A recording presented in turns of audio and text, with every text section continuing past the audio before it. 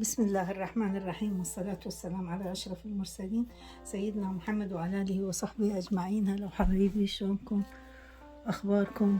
طمنوني عنكم، إن شاء الله تكونوا بخير. اليوم راح أصور لكم فيديو شوية مشتريات للمطبخ. كل سنة وانتم طيبين، نجهز لرمضان إن شاء الله، فيعودها علينا وعليكم بالخير وعلى الجميع إن شاء الله يا رب. هذه عجبتني هذه القلاصات أو الكوبايات، هاي راح أفتحها نشوفها. هم 4 بالعلبة بألوان مختلفة. هذه الكوبايات هذا بيها غطاء ستيل من جوا، وهذا غطاها. طبعا غطاها بيه هنا بلاستيك حتى الغطاء لا يوقع، ومنه تحطين شاليمو، ممكن تشربين بيها شاي، ممكن تشرب بيها عصير. هذول 4 جبتهم على عدد الأفراد، احنا 4 إن شاء الله، ولو عندنا واحدة 5 بس ناسياها، فإن شاء الله نشتري واحدة ثانية، يعني 4 ثانية، لأن هم يتبعون بال4. هذا إن شاء الله تعجبكم هذه الكوبايات. بس الأسعار هي عليها تخفيضات، يعني ما أدري إيش قد السعر بصراحة. هذه واحدة. بعدين هذا من زمان، هذا منظم مالت المعكرونات بعد الحبوب، عجبني، جبته إن شاء الله على مود رمضان. هسه راح أفتحه وياكم لأنه فاتحته.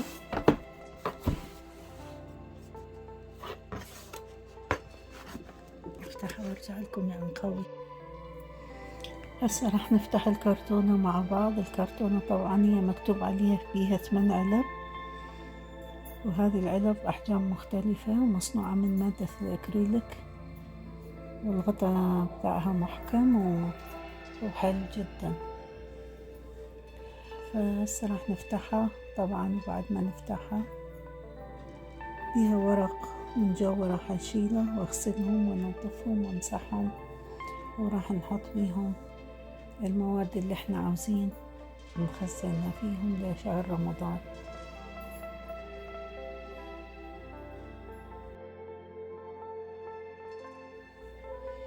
طبعا هاي العلب راح اخزن بيها مكسرات شهر رمضان، من الزبيب واللوز. عندي لوز ابيض مقشر ولوز ما مقشر، وعندي لوز شرايح، وعندي عين جمل وبندق مشترياه، راح اخزنها كلها بهاي العلب. وعندي خليط لوز على فستق، همين راح اخزنها بيها. وبعدين العلب الطويلة راح احط بيها المكرونة السباكيتي، وراح احط رز، وحسب ما تكفي العلب طبعا.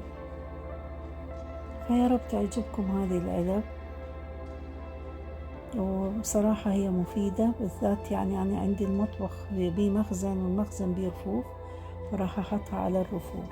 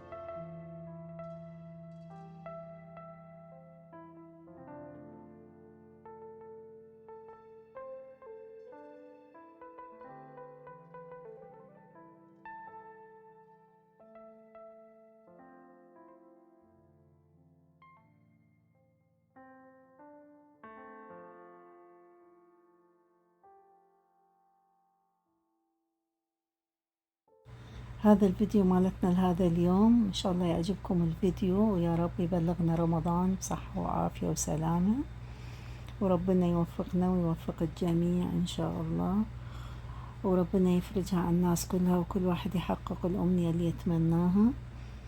وأقول لكم يلا، السلام عليكم ورحمة الله وبركاته.